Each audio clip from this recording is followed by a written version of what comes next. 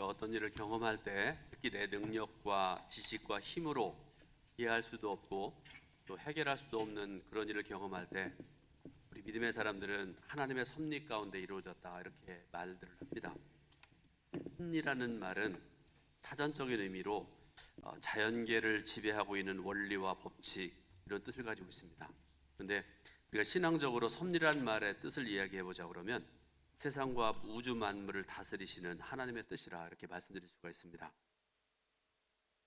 우리는 지금 이 순간에도 어떤 사람들은 하나님을 믿지 않는 사람들, 예수 그리스도를 나의 구주로 믿지 않는 사람들은 이해하지도 못하고 깨닫지도 못하지만 하나님의 깊고 오묘한 섭리 가운데 살아가고 있습니다. 예배드리는 것도 그렇고요, 기도 생활하는 것도 그렇고 우리가 일하며 살아가는 것도 마찬가지입니다. 여러분 한 화백의 이 얘기를 여러분들에게 좀 먼저 소개해드리려고 그러는데요. 석상우 화백에 대해서 좀 말씀드립니다. 유명한 사람은 아닌 것 같고요. 저도 처음 알게 됐는데 책에서 그분의 그 얽힌 이야기를 여러분들에게 소개해드리려고 합니다. 이 부인이 쓴 글을 중심으로 좀 말씀드릴 텐데, 부인이 남편의 사고 소식을 듣고 응급실 병상 앞에 쓰여져 있는 글을 보게 되는데요. 어떤 글이 쓰여져 있는가 하면 양팔 절단 및 사망할 수 있다 이렇게 쓰여 있더랍니다. 그 팻말을 보는 순간에 이 부인의 정신이 아득했답니다. 23,000볼트의 고압에 감전되어서 겨우 목숨을 건진 것이다. 남편은 나이 30세에 찾아온 사고였다. 둘째 아이가 태어난 지 한 달 반 만이었다. 시어머니는 혼절했지만 나는 기절할 여유조차 없었다. 출산 후 회복되지도 않은 몸으로 남편 간병에 매달렸다. 나는 시어머니와 단판을 지었다. 어머니한테 이런 말씀드렸다고 그래요. 어머니, 남편은 어머니의 아들이라 귀하고 손주들은 제 아들이라 제게 귀합니다. 이제 어머니와 제가 하나씩 맡아 살려야 합니다. 어머니가 먼저 선택하시면 제가 다음에 선택하겠습니다. 시어머니는 며느리의 귀한 아이들, 손주들을 책임을 졌고 나는 시어머니의 귀한 아들을 책임졌다. 그로부터 4년쯤 지난 어느 날 아이가 두 팔이 없는 아빠에게 그림을 그려달라고 했다. 기가 막힌 노릇이었다. 그러나 그렇게 해서 그는 화가의 길로 들어섰다. 수묵 크로키 작가 석창우 화백 이야기다. 여러분 한번 인터넷으로 보시면 그분을 볼 수 있을 텐데요. 그 석화백이 이런 고백을 했답니다. 의수를 끼워 살 만큼 몸뚱이에 팔을 남겨주셔서 감사합니다. 미술 학원에 갔다가 거절당하고 서예 학원을 찾았던 것을 감사합니다. 덕분에 수십만 번의 분놀림으로 필력을 갖게 되었습니다. 아내가 도망가지 않고 곁에 있어 주어서 감사합니다. 팔 가지고 산 30년, 팔 없이 살아온 30년, 나에게는 팔 없는 30년이 더 행복했습니다. 라는 그런 고백을 하는 그 화가의 이야기입니다. 여러분, 이 석창우 화백의 삶 속에 나타난 하나님의 섭리를, 하나님께서 행하시는 섭리가 무엇인지를 여러분들 알고 계시나요? 오늘 본문의 말씀은요, 사도행전 27장 18절부터 26절 말씀인데, 사도 바울은 예루살렘으로 올라갑니다. 위험했지만 사랑하는 동족 이스라엘 백성들에게 복음을 전하기 위해서 그는 예루살렘으로 올라갔습니다. 바울은 예루살렘에서 선지자 아가보의 예언대로 사도행전 21장 11절에 기록된 말씀대로 체포되고 끌려갑니다.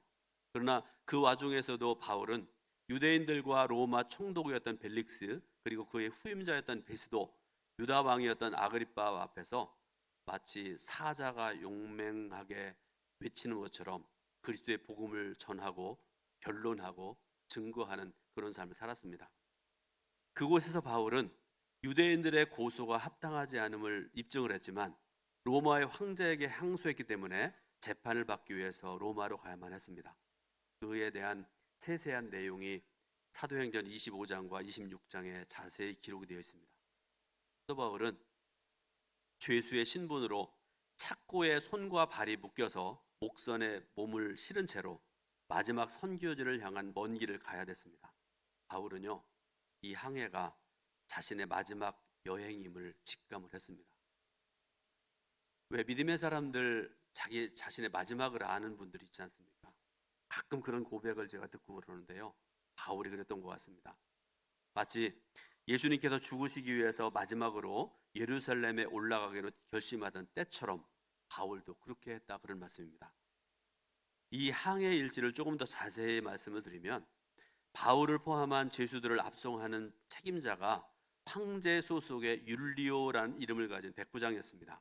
그런데 예루살렘에서 로마로 가는 길이 얼마나 먼 길인지 모릅니다. 지금은 비행기 타면 몇 시간이면 갈 수 있는 그런 거리지만 그때는 그런 게 아니지 않습니까? 그래서 이들이 예루살렘을 출발하고 무라라는 도시에서 이탈리아로 가는 알렉산드리아 배로 갈아탑니다. 그런데 얼마 가지 못해서 크레타 섬 남쪽의 해안에 있는 미항이라는 곳에 겨우 도착을 하게 되고요. 그런데 그곳에서 사람들 사이에 논쟁이 벌어지게 됩니다. 왜 그런가 하면 겨울이 오면 아마 지중해에 큰 폭풍이 자주 일어났다고 그렇습니다. 일어났다고 같습니다. 그래서 폭풍을 물론하고 우리가 항해를 해야 되느냐 말아야 되느냐 이것 때문에 큰 논란이 일어났던 것 같습니다. 근데 여러분, 이때에 두 가지 의견이 대립하는 것을 볼 수가 있습니다. 첫 번째로 바울의 의견이 있는데요. 27장 9절 뒷부분부터 10절까지 말씀을 제가 읽어드리겠습니다. 바울이 그들을 권하여 말하되, 여러분이여, 내가 보니 이번 항해가 화물과 배만 아니라 우리 생명에도 타격과 많은 손해를 끼치리라 하되, 그런 말씀입니다.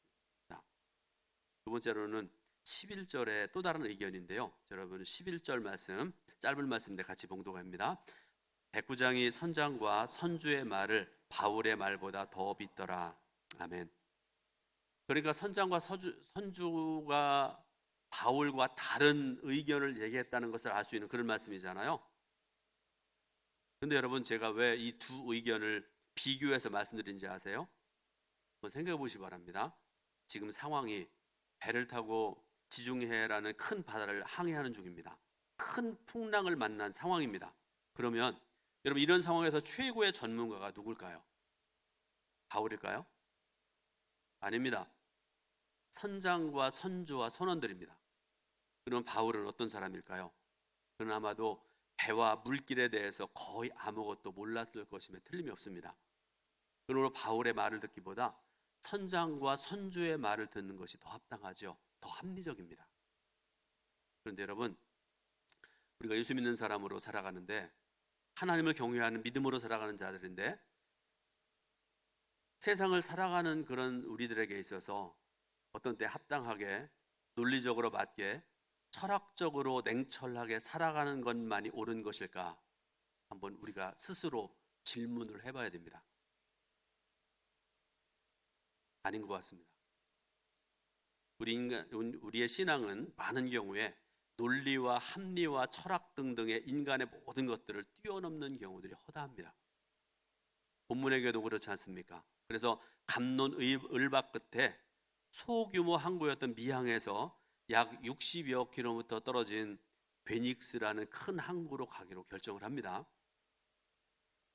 결정을 하고 이제 약 60여 킬로미터를 이제 항해를 해서 배를 저어 가는데, 처음 시작할 때 불어온 남풍이 굉장히 부드러웠던 것 같습니다. 선원들은 콧노래를 부르면서 닷을 돌렸고요. 바다는 잔잔했고 평화로웠습니다. 모든 여정이 계획한 대로 순조로울 것이라고 생각을 했습니다. 그런데 여러분, 그런 평안함은 오래가지 못합니다. 유라굴로라는 거대하고 엄청난 태풍을 만난 것입니다. 여러분, 태풍 경험해 보셨어요? 저 어렸을 때 저희 시골에도 태풍이 불어오면 꼼짝 못하고 집 안에 숨어 있었던 그런 기억이 있는데, 제가 이 태풍의 정말 무위대한 힘을 경험했던 적이 아마 80년도 겨울인가 81년도 겨울인가 대학 1학년 2학년 때, 정확하게 모릅니다. 동해안의 속초쯤으로 기억이 되는데, 그때 저희 그 학교에서 이렇게 동해안으로 전도를 갔던 때에 태풍이 불었어요. 그때 겨울에. 태풍은 아니고요. 태풍 비슷한 그런 바람이 불어가지고 바다에 그 파도가 치는데요. 여러분 한 2m, 3m 정도 파도만 쳐도 굉장히 높잖아요.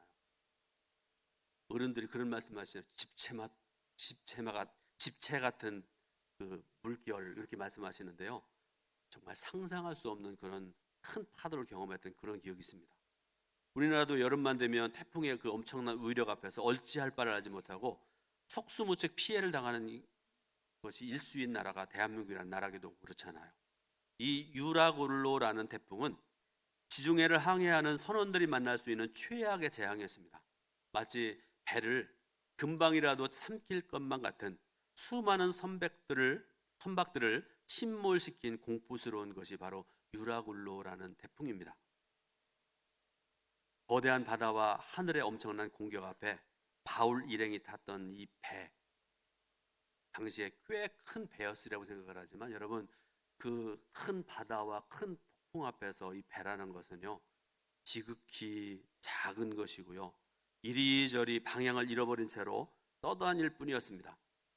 거대한 파도가 배를 하늘 높이 올렸다가 롤러코스터처럼 아래로 내꽂았습니다. 참으로 엄청난 상황이 아닐 수가 없습니다. 그래서 모든 사람들이 피로와 절망으로 지쳤고 할 수 있는 일이라고는 죽음의 바다에서 이리저리 떠다니는 것 뿐이었습니다. 하루빨리 한순간 빨리 이 절망적인 상황에서 벗어나기를 기다리는 것밖에 없었다는 그런 말씀이죠. 그런데요, 갑자기 배 정적을 깨는 목소리가 들려왔습니다. 21절의 말씀을 제가 읽어드리겠습니다. 중간부터 제가 읽어드리기 위해서 먼저 읽어드립니다. 바울이 가운데 서서 말하되 여러분이여 내 말을 듣고 그레데에서 떠나지 아니하여 이 타격과 손상을 면하였더라면 좋을 뻔하였느니라. 이어지는 말씀이 22절부터 25절 말씀인데요. 너무나 소중한 말씀이기 때문에 제가 한 10번 이상 읽었던 그런 말씀이기도 하고요. 오늘 좀 길지만 말씀을 합독해 올립니다. 같이 봉독합니다. 내가 너희를 권하노니 이제는 안심하라. 너희 중 아무도 생명에는 아무런 손상이 없겠고 오직 배뿐이니라. 내가 속한 바 곧 내가 섬기는 하나님의 사자가 어젯밤에 내 곁에 서서 말하되 바울아 두려워하지 말라. 내가 가이사 앞에 서야 하겠고 또 하나님께서 너와 함께 항해하는 자를 다 내게 주셨다 하였으니 그러므로 여러분이여 안심하라. 나는 내게 말씀하신 그대로 되리라고 하나님을 믿노라. 아멘. 어제 신방이 있어서 그저께부터 말씀을 좀 준비하고 그렇게 했었는데요. 어제 신방 마치고 오후 시간에 이 말씀을 읽으면서 몇 번이고 다시 읽으면서 얼마나 이 말씀을 통해 은혜 받았는지 모릅니다. 잠시 동안이지만 여러분 이 상황을 머릿속에 그려봤었고요. 여러분들도 한번 머릿속으로 그려보시기 바랍니다. 제가 말씀을 읽으면서 묵상하면서 두 가지를 깊이 깨달았는데요. 하나는 위로하시고 말씀하신 바를 반드시 이루시는 하나님에 대해서 다시 깊이 깨달았습니다. 앞에서도 말씀드렸지만 여러분 당시의 상황이 어떻습니까? 유라굴로라는 엄청난 태풍이 바울 일행이 탄 배를 언제 침몰시킬지 모르는 그런 상황 아닙니까? 그래서 배 안에 있던 모든 사람들, 선원들과 선조와 또 바울 일행들과 모든 사람들 토하고 넘어지고 모든 것들이 뒤죽박죽 되어서 있는 그런 상황입니다. 그런데 그런 상황에서 하나님께서 어젯밤에 바울에게 하신 말씀이 있으셨죠. 바울아 두려워하지 말라 이렇게 말씀을 하세요. 바울은 그 말씀에 의지해서 지금 모든 사람들을 안심시키고 있는 것을 볼 수가 있습니다. 여러분, 하나님은 말씀하시는 하나님, 말씀하신 바를 반드시 이루시는 하나님이십니다. 두 번째로 바울의 믿음입니다. 믿음이 부족한 사람들은요, 어제 하나님께서 말씀하셨고 어제 하나님께서 놀라운 능력을 행하셨더라도 지금 상황이 조금만 안 좋으면 불평하고 원망합니다. 출애굽한 이스라엘 백성들을 보세요. 기독교 2000년 역사를 보세요. 믿음 없는 사람들의 특징이 바로 그런 특징을 가지고 있습니다. 그러나 바울은 바울다운 믿음을 가지고 있습니다. 말씀하신 하나님께서 오늘 상황이 이렇게 안 좋더라도 반드시 잠잠케 하셔서 말씀하신 말을 반드시 이루실 것이라는 믿음을 그는 가지고 있었다는 말씀입니다. 이 시간에 예배드리고 말씀 듣는 성도 여러분, 믿음을 가지시되 바울 같은 믿음 가지시기를 축원합니다. 배 안의 상황을 다시 한번 정리해 봅니다. 당시에 배 정적을 깬 것은 바다에서 잔뼈가 굵은 선장도 아니고 그 수하의 선원들도 아니었습니다. 용감한 로마의 백부장 율리오도 아니었습니다. 누군가 하면 착고에 묶인 죄수 바울이었습니다. 그는 비록 착고에 묶여 있는 그런 죄수였지만 그의 눈빛은 어둠 속에서 빛이 났습니다. 조용했지만 확신에 찬 목소리로 본문의 말씀을 한 것이죠. 그리고 그가 한 말의 결론은 26절에 있는데요. 짧은 말씀인데 여러분 26절 말씀 같이 봉독합니다. 그런즉 우리가 반드시 한 섬에 걸리리라 하더라. 아멘. 죄수의 몸으로 착고에 채워지고 겹겹이 밧줄로 묶인 바울, 그는 이 배에 탄 그 어느 누구도 목숨을 잃지 않을 것이라고 확신 있는 말씀을 전하는 것이죠. 그리고 또 한 가지, 그가 한 말 중에 이해하기 어려운 말이 있습니다. 자신이 로마에 가서 황제 앞에서 증언해야 되기 때문에 하나님께서 모든 사람들의 목숨을 보존하실 것이라는 그런 말씀입니다. 납득하기 어려운 말이었지만 바울의 목소리에는 무시하기 힘든 확신과 권위가 있었습니다.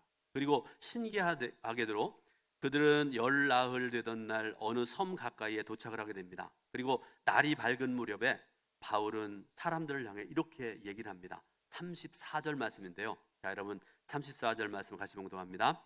음식 먹기를 권하노니 이것이 너희의 구원을 위하는 것이요 너희 중 머리카락 하나도 잃을 자가 없으리라. 아멘. 자, 그렇게 얘기하고는 모든 사람들 앞에서 바울이 하나님께 감사의 기도를 드리고 빵을 떼기 시작을 합니다. 그리고 바울의 그런 모습을 본 모든 사람들이 용기를 얻어서 빵을 먹기 시작했다, 이렇게 말씀을 하고 계세요. 우리가 살아가는 세상은 폭풍을 만나서 좌포를 잃은 채로 표류하다가 서서히 침몰하는 배와 같습니다. 그런데 여러분, 이 침몰하는 배에 과연 희망이 있을까요?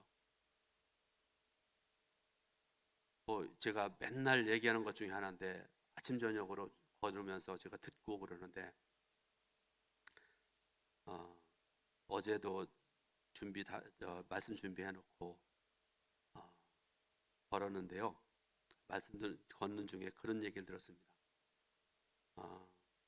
전문가가 하는 얘기인데 IMF 때보다 몇 배 어려운 그런 어려움이 우리나라에 다가오고 있습니다. 그런 얘기를 하더라고요. 잘 모르겠습니다. 어쨌든 어려울 거라는 사실은 우리가 알고 있는데 굉장히 어려운 일이 우리 앞에 닥쳐올 것이다라는 그런 얘기를 하더라고요. 그러면 우리가 살아가는 이 삶의 터전은 안전할까?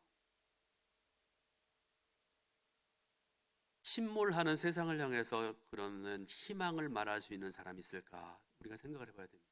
정치인이 그럴 수 있을까요? 맨날 우리를 혼란스럽게 하지요.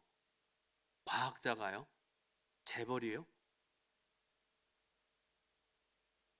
절망의 순간에 진정한 희망의 목소리는 오직 한 사람에게서 비롯됩니다. 어떤 사람인가 하면 하나님의 생명을 가슴에 안고 살아가는 사람, 하나님의 복음이 가슴에 불타는 사람입니다. 그들은요, 달도 별도 보이지 않는 깊은 어둠의 밤이라 할지라도 희망의 빛을 발견하는 사람입니다. 그리고 그런 사람만이 안심하라, 너희 생명에는 아무런 손상이 없을 것이다 라고 자신에게, 이웃에게 말할 수 있을 것입니다. 하나님의 사람은 가장 절망적인 곳에서 희망을 말할 수 있는 사람이고요, 죽음만이 가득한 배 위에서도 생명을 말할 수 있는 유일한 사람입니다. 바라기는 우리 동천교회 성도 여러분이 그런 사람 되시기를 주님의 이름으로 축원드립니다. 그런데 여기서 우리는 삶에 대한 또 한 가지 통찰을 배우게 됩니다. 하나님께서 우리의 생명을 어떻게 보존하시는가에 대한 그런 말씀인데요, 우리는 이 말씀을 통해서 사명이 있는 한, 다시 말씀드립니다, 사명이 있는 한 하나님께서 그 생명을 거두지 않으신다는 것을 배울 수 있습니다. 하나님께서 바울의 생명을 보존하신 이유는요, 로마의 황제 앞에서 복음을 증거해야 되는 사명이 그에게 있었기 때문입니다. 바울은 로마의 황제를 만나기 전에는 결코 죽을 수가 없었습니다. 로마로 가서 세계 중심부에서 그리스도의 복음을 증거해야 되기 때문에, 그런 사명이기 때문에 쉽게 말씀드려서 죽을래야 죽을 수가 없었다라는 그런 말씀이지요. 그러므로 성도 여러분, 한 사람이 사명에 불탈 때에 일어나는 놀라운 사건이 무엇인가, 오늘 본문 24절 말씀을 통해서 볼 수 있게 되는데요. 자, 24절 말씀을 같이 봉독해 올립니다. 바울아, 두려워하지 말라. 내가 가이사 앞에 서야 하겠고 또 하나님께서 너와 함께 항해하는 자를 다 내게 주셨다 하였으니. 아멘. 그 배에 타고 있던 사람들이 276명으로 알려져 있는데요. 그 모든 사람들의 생명을 보존할 수 있었던 유일한 이유는 노련한 항해 기술 때문이 아니었습니다. 탁월한 통솔력이나 리더십 때문도 아니었습니다.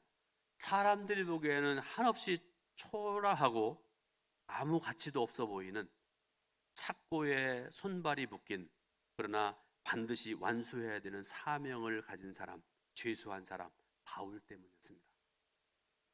저는 이 시점에서 두 분을 생각을 해봤습니다. 첫 번째로는 우리 감리교회 창시자였던 요한 웨슬리 목사님을 생각을 합니다. 그분이 살았던 18세기의 영국은요, 썩을 대로 썩은 나라였습니다. 무너지기 직전의 그런 상황이었습니다. 어제도 제가 이 말씀 준비하면서 생각을 했고요. 마치 노아 시대의 그 타락한 이스라엘 백성들을 생각을 하시면 될 것 같습니다.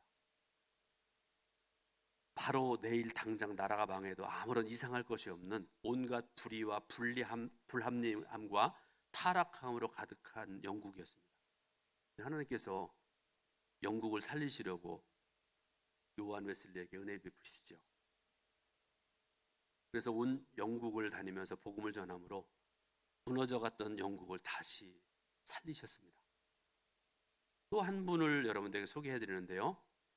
가나안 농군학교 아시죠? 들어보셨죠? 김용기 장로님. 이분이 1966년에 아시아의 노벨상이라고 일컬어지는 막사이상의 상을 받으신 분입니다. 여러분 잘 모르세요. 우리 사람들이 노벨상만 위대한 상인 줄 아는데요. 아시아에서는 이 막사이사이상이 훨씬 더 권위 있는 그런 상 중에 하나입니다. 그런데 이분이 이런 상을 받으셨는데요. 1988년에 이제 하늘나라 가셨는데, 그 김용기 장로님의 그 평생에 이런 평가를 받으셨어요. 하나님의 말씀을 실천하는 일에 있어서 타의 추종을 불허한다. 그러니까 하나님 말씀을 들으면 그 들은 말씀을 실천하고 살아가기 위해서 생명을 걸었던 분이십니다. 그분이 평생을 모토로 삼았던 것이 있었는데요. 짧은 글이에요. 잘 들으시기 바랍니다. 조국이여 안심하라. 온 결회여 안심하라. 내가 기도하고 있다. 하나님의 거룩한 사명으로 불타오르는 한 사람으로 인해서 하나님께서는 소망이 없고 구원이 끊어진 도시라도 버리지 아니하시고 치유하시고 회복시키십니다. 그러므로 성도 여러분, 이 시대에 주신 하나님의 거룩한 사명을 붙드시길 바랍니다. 그리고 절대로 놓지 마시기 바랍니다. 하나님께서 여러분 때문에 여러분 가정을 살리시고요, 여러분의 믿음 때문에 이 교회를 살리시고 이 나라 이 민족을 살리시는 그런 역사가 있어지기를 주님의 이름으로 축원합니다. 기도하겠습니다. 참 좋으신 하나님 감사드립니다. 예배드릴 수 있도록, 주일 성수할 수 있도록 인도하시는 은혜 감사드립니다. 이 시간에 부족한 종을 통해 생명과 진리의 말씀을 허락하셨는데, 말씀 듣고 행하고 살아갈 수 있는 바울 같은 믿음의 사람들에게 인도하여 주옵소서. 예수 그리스도의 이름으로 기도드립니다. 아멘.